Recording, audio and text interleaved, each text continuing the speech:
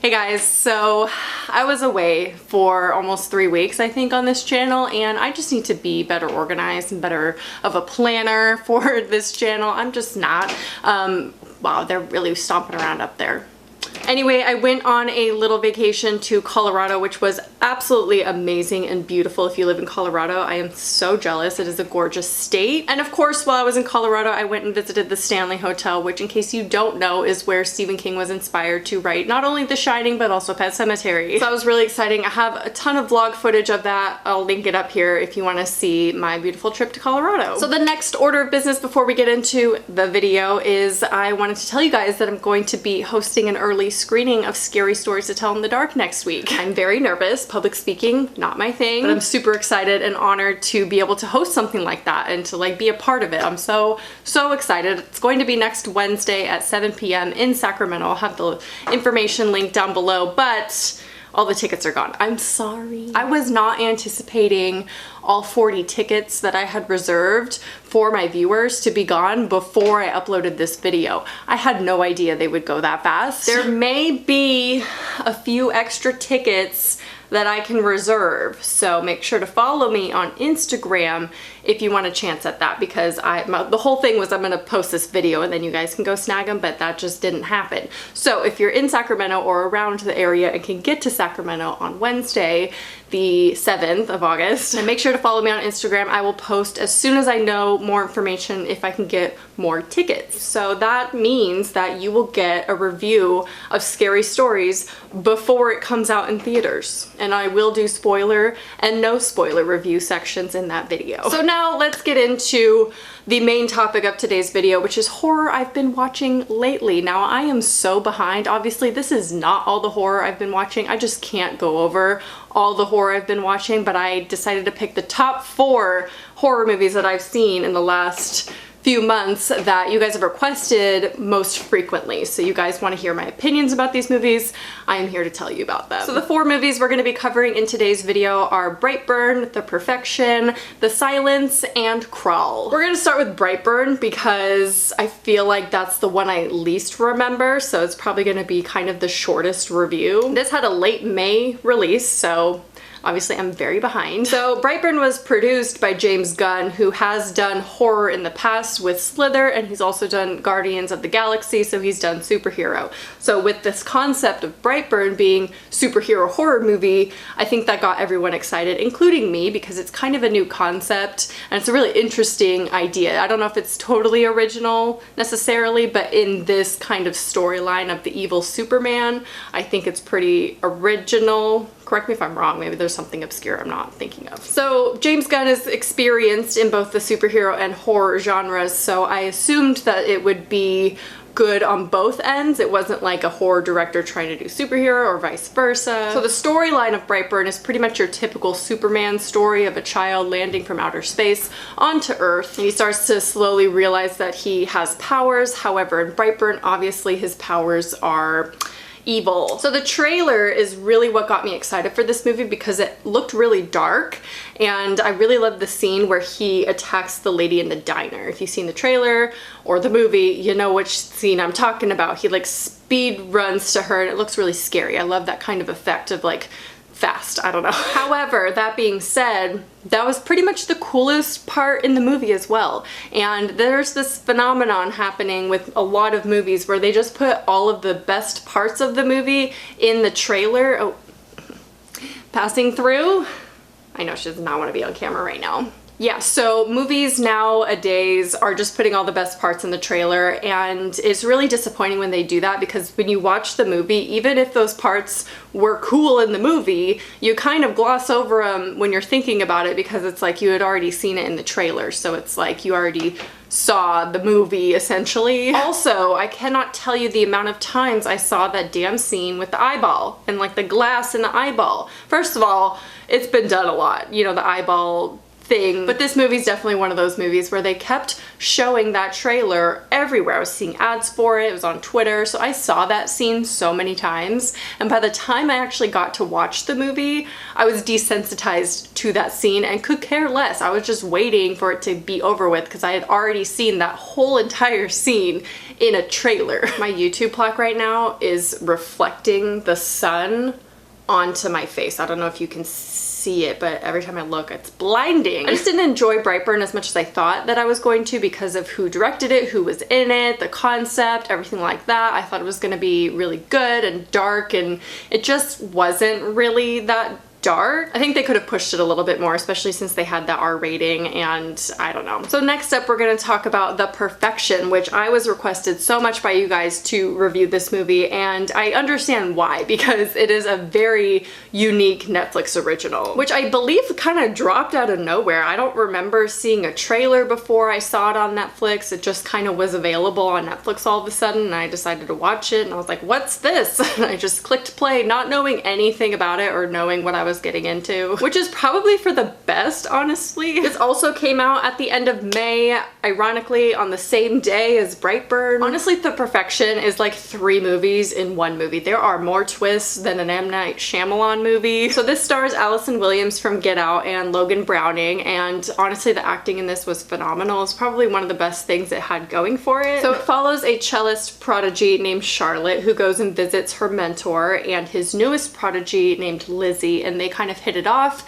and decide to hang out more and spend a couple days together, and then things just spiral from there. I honestly can't even talk about the rest of the plot without spoiling the whole movie, because 20 minutes in it takes a turn, and then another 20 minutes takes another turn, and then we got another turn. It's just a lot. This is not a movie you can just have on in the background, because if you're gone or look away for like 5 minutes, you're gonna be like, what did I just miss? So if we separate this movie by acts, I would say Act 1 is my favorite part of the movie. Now the story definitely becomes more tense as the movie goes on, obviously, but there's something about the first act and like the first part of this film and the build-up of the tension and everything that makes it horrifying in a way and still really intense, because it's just kind of gradual. It feels very realistic. There are definite intense moments. It is for sure a horror, and it's just nothing like I've ever seen before. So in that way, it's really interesting and good, but I do think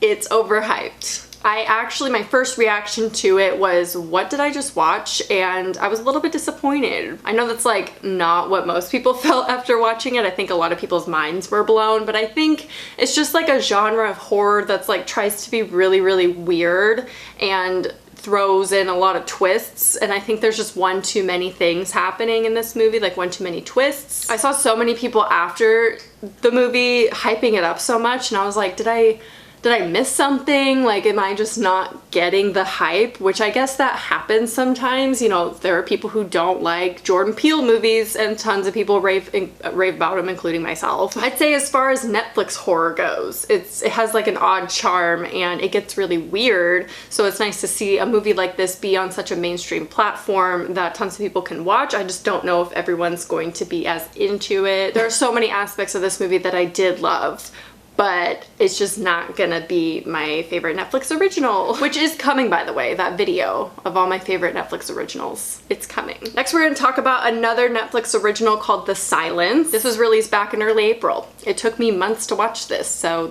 I'm kind of going in order of when I saw these movies, and this is how long it took me to watch The Silence. It's just not my kind of movie, but we'll get into that. Before we get into that though, I just want to clear things up, okay? Tons of people think that The Silence copied A Quiet Place. Now the book called The Silence, written by Tim Lebin, which was released in 2015, came out before A Quiet Place, which was released in 2018. So although the movie was released after A Quiet Place, they actually had started filming the movie before A Quiet Place came out. So when I saw the Netflix trailer that plays, you know, on the movie screen and everything, I wasn't too excited about it because creature features and movies like this are typically not my cup of tea. But what did get me excited about this movie was that Stanley Tucci was in it, who is one of my favorite actors, dare I say, the male version of Meryl Streep. But that's pretty much where the anticipation stopped for me. I'm just not a huge fan of creature movies. The one exception to this is Stephen King's The Mist. So the movie follows a family and their deaf daughter through like an apocalypse where these creatures who had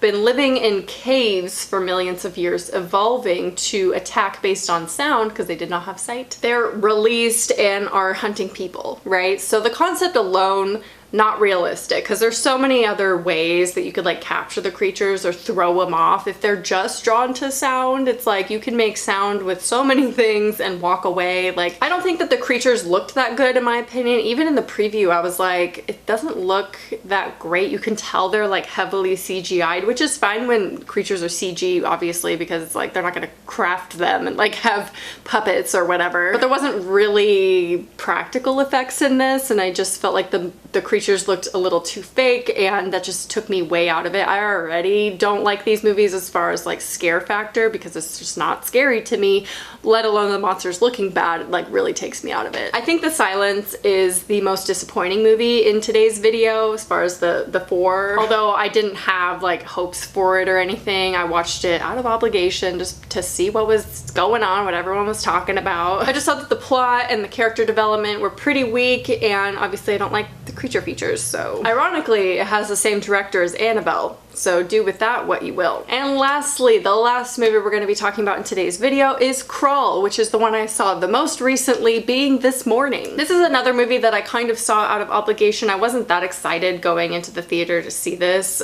It kind of looked okay in the trailer, but it kind of just looked like an alligator movie, and that's what it was. I would take a cheesy shark movie over an alligator movie any day. Also, I will be doing a couple spoilers at the end of this video for Crawl, just because I saw it recently. I have some thoughts about the end, but I will warn you before we get into that. So it follows a girl who is a swimmer, like on scholarship, really good at swimming, and there's a hurricane going on, and she hasn't heard from her dad for a little while, and so she goes to his house to check on him. He's not there. She goes to the other house to check on him, ends up in the basement where he is and where two alligators are. And obviously we see what transpires after that in the trailer. Although if you haven't seen the trailer and you want to see this movie, don't watch the trailer. This movie does the exact same thing that every other movie is doing nowadays, and that is putting all the best scenes in the trailer. They put way too much in this trailer that I knew what was going to be happening when I was watching the movie. It's like, well, that scene hasn't happened yet, so I know she's gonna like go into the bathroom and like do this, and I just don't like when you can't anticipate what's happening in a movie. So I want to be able to stay away from trailers. I just can't. I